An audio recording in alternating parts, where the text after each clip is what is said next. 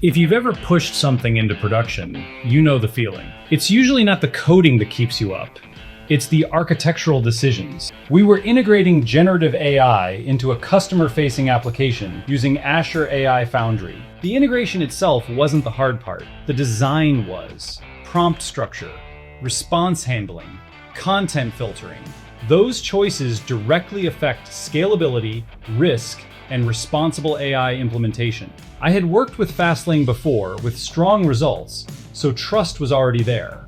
The priority was alignment. I went through their Microsoft AI training options with that lens. I connected directly with a Fastlane consultant and outlined the project context, the constraints, the risks, what had to work in production. I needed training that was directly connected to what I was building and responsible for. That exchange didn't just validate the choice, it sharpened the direction.